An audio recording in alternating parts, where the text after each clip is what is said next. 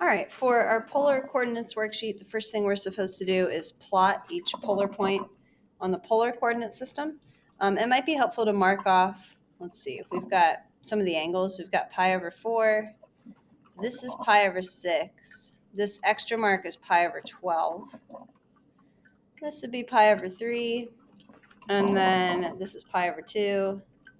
Let's see, what's this one? You can either think it's pi over 2 minus pi over 12, or you could count 1 pi over 12, 2 pi over 12, 3 pi over 12, 4 pi over 12, 5 pi over 12. I'm not going to label all the way around, but that'll just help me so I don't accidentally put a point on the wrong line. So for the first one, we're supposed to, starting at the origin, face pi over 12 and walk forward 6. 1, 2, 3, 4, 5, 6. That puts me right here. I'm going to mark that as A. For the next point, face pi over 12, but walk backward 6. So here's the pi over 12 line. This would be pi plus pi over 12. So this would be 13 pi over 12. You don't need to know that to plot the point. But facing pi over 12, walking backward 6. 1, 2, 3, 4, 5, 6. So you would land here. That's B. So A and B need to be on the same line if you're facing the same angle and just walking forward or backward. 3 pi over 4, that's over here in quadrant 2. So face 3 pi over 4, walk forward 1, 2, 3 units. So here's C. Face negative pi over 3. So negative pi over 3, we need to think about where that is. Negative pi over 3 is right here. It's the same position as 5 pi over 3. So face that angle and walk forward 2. So here's D. And then for point E, face 11 pi over 6, which is here, but walk backward. So we're going to be on like this 5 pi over 6, be on the same line. Walk backward 4 units. So 1, 2, 3, 4. So that's point E. And then for point F, face pi, but walk backward 6 units. 1, 2, 3, 4, 5, 6. So there's F. All right. Find 2 different representations of the polar coordinates. So remember, there are infinitely many answers here. So if you didn't have the 2 that I listed, I'll explain how you can decide if you have another correct answer or not. It is wise to sketch these. So if we have 1, 5 pi over 4, so I'm going to sketch where 5 pi over 4 is. So 5 pi over 4 is down here, and we're walking forward 1 unit. So here's this point. If this is 5 pi over 4, imagine that you have a line that you're on where you could face the opposite angle. So you could say face pi over 4, because this goes into quadrant 1. Face pi over 4. But to land on the same point, you're going to need to walk backward 1 unit. So that's an option. Or you could also add or subtract 2 pi k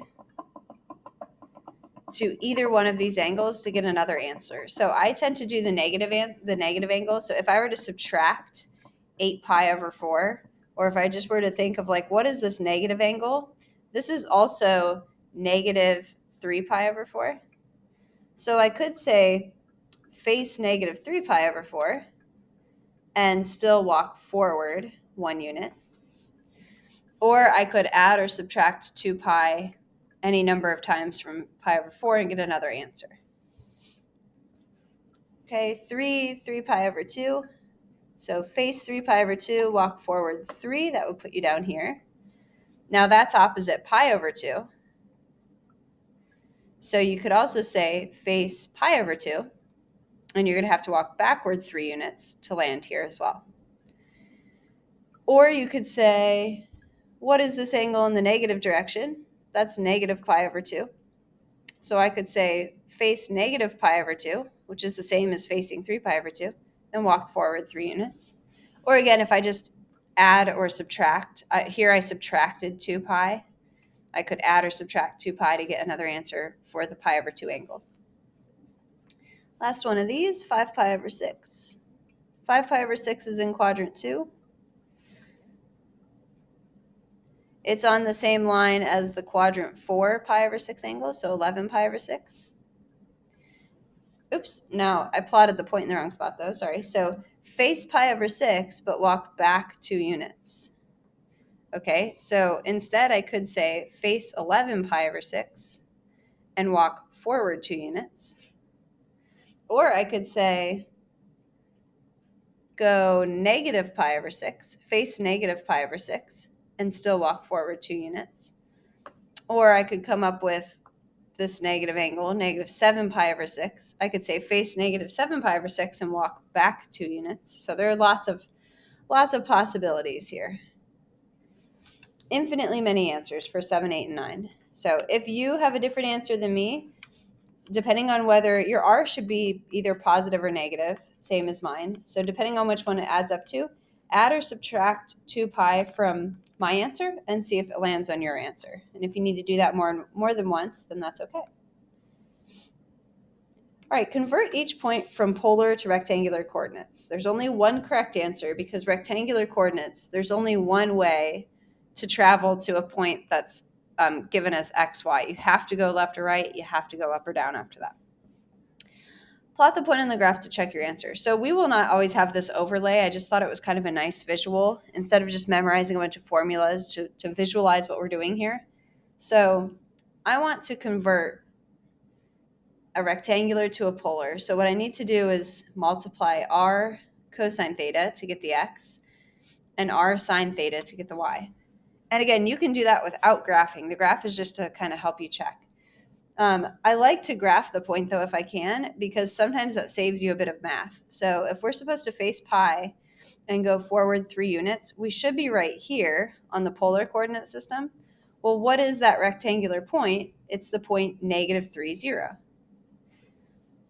Okay, so how can I check the work on that if I just wanted to do it algebraically? Remember, r is the number, first number, and theta is the second number. So 3 times cosine of pi is negative 3, and 3 times sine of pi is 0. So you don't have to do this one mathematically, but you can.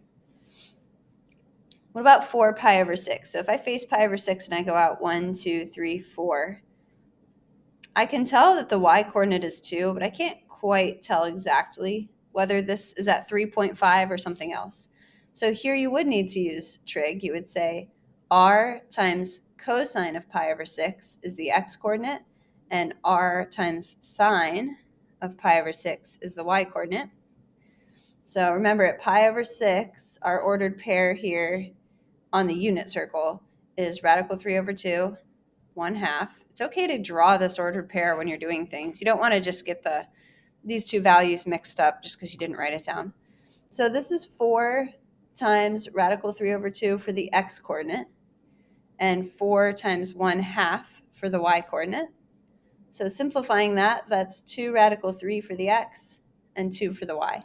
And that is what we said. Remember, we said, okay, the height is definitely 2, which it is. The x was not 3.5. It was 2 radical 3, whatever that is. It's not exactly 3.5. All right, for the next one, what if I did this without plotting the points? Because again, you don't need the graph. This is just to help you visualize.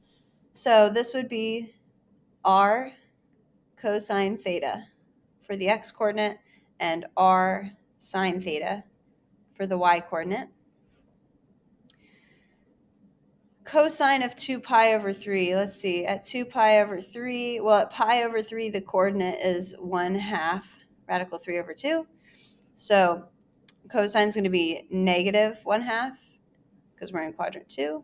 And sine is going to be positive radical 3 over 2 because we're over here. So negative 5 over 2 or negative 2.5 and 5 radical 3 over 2.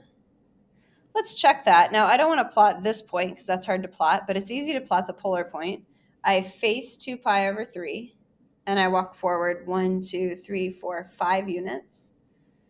Can we sort of visualize that this is at negative 2.5? Yes. And then what would 2.5 times radical 3 be? Let's see. This is saying 1, 2, 3. This is saying 4 point something. That seems reasonable to me. Okay. And for this one, same thing. We're going to say negative 6, no comma there, sorry. Negative 6 times cosine of 3 pi over 4, and negative 6 times the sine of 3 pi over 4. So cosine and sine of 3 pi over 4, you're in quadrant 2. So this is negative 6 times negative radical 2 over 2, and negative 6 times positive radical 2 over 2. Always simplify. Negative 6 over 2 and a negative in that is going to be positive 3 radical 2, and negative 6 over 2 is going to be negative 3 radical 2. If I were to plot this point, face 3 pi over 4, but go backward 6 units. So 1, 2, 3, 4, 5, 6. That lands me right here. 3 radical 2, negative 3 radical 2. Possibly. If we had the decimal versions of those, that would be a bit better. But this is like 3 times 1 point something. Again, that seems to be reasonable. Okay, what if we're going the other way? What if we're given xy? We're given xy and we want to translate this xy. We want to transfer that into an r theta. So remember, we have formulas from our notes. R is the square root of x squared plus y squared. And theta can be found by using a tangent function because you're given x and y. So we know tangent of theta is y over x, and then we can solve accordingly. For these, you need to plot the point on a graph. If you're not given a graph, you need to plot the point, just a sketch, because you do need to know where that point lies, whether it's in a quadrant or somewhere else. So in the rectangular coordinate system, so I'm looking at the background here, I'm going 0, negative 4 is right here. Now, I can save myself some math or possible computational mistakes if I just look at this and say, oh, one example of a polar coordinate could be face 3 pi over 2 and walk forward 4 units. Or I could say face pi over 2 and walk backward 4 units. It doesn't matter. What if I were doing this algebraically? Well, I could say r is square root of 0 squared plus negative 4 squared. Square root of 16 is 4. Now, r is going to come out positive, but remember, you can make it negative depending on what you're facing. And then if tangent theta equals negative 4 over 0, any non-zero divided by 0 is undefined. So we would have to think, well, yeah, theta could be pi over 2 and 3 pi over 2. So I got 2 possible answers here, and then which one do you choose? Both are correct. You just have to make sure that you're picturing where that is and making r positive or negative to land where 0, negative 4 actually would be. Okay, same thing for this. Let's plot 1, negative 1. So 1, negative 1 is right here. So I need to be in quadrant 4. All right, now this one is not a nice non-quadrant angle, so I do need to use the math to figure out what everything is. So r is equal to square root of 1 squared plus square root of, 1 squared plus negative 1 squared, square root of 2 in this case. Tangent of theta is equal to negative 1 over 1. So tangent theta equals negative 1. The theta that makes that happen, let's see, that happens in quadrants 3 and 4. No, quadrants 2 and 4. So we could say 3 pi over 4 and 5 and 7 pi over 4. Sorry.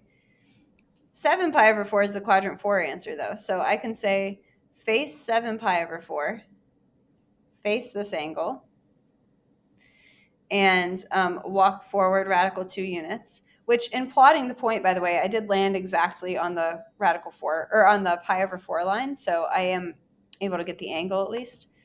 Or I could say face 3 pi over 4, but you're going to have to walk backward radical 2 units. So you only have to give one of these answers. I'm just showing you a couple of options. Okay, now this one I can't plot as easily. If the point is easily plotted, like the first two, you have integer points, then plot it. If not, it's still worth sketching which quadrant would this be in. Positive 5 radical 3, like somewhere here. It's in quadrant 1. That's important when it comes to the angle and which way you have to face and all of that. R is equal to the square root of 5 squared is 25. 5 radical 3 squared is 25 times 3. So this is the square root of 100, which is 10. And then tangent theta is 5 radical 3 over 5. Order matters there, so it's y over x. So what makes tangent radical 3? So looking back at I've drawn the coordinates somewhere, but I don't have it. So let's see, at pi over 6, we're at radical 3 over 2, 1/2 on the unit circle. At pi over 3, it's 1/2 radical 3 over 2. So yeah, what angle makes tangent radical 3? That would have to be the pi over 3 angle. Now that is the quadrant 1 angle, so your answer can be face pi over 3 and walk forward r units, which is 10. Or you could say, what was the quadrant 3 angle? You could say face 4 pi over 3, but then walk backward 10 units. And then for number 17, same idea. I could plot this point. I know that it's somewhere in quadrant 1 again. It's like go a small amount over and a small amount up. So when I find r, it's the square root of, squaring this, you get 3 over 16. Squaring 1/4, you get 1 over 16. The square root of 4/16 is the square root of 1/4. And remember that simplifies, that's 1/2. So r is 1/2. What's theta? Well, tangent of theta is equal to 1/4 over radical 3 over 4. Flip this around, you should get 1 over radical 3, right? The 4's are going to cancel. The radical 3 will be in the bottom. What angle makes that happen? That's pi over 6. Okay, so we could say face pi over 6 and walk forward 1/2 unit because that was r. Or we could say, what's the opposite of pi over 6? Goes down to quadrant 3, 7 pi over 6, and walk backward 1/2 unit. So you only have to give me one for those, but it is good to practice getting more than one. All right, that finishes this worksheet.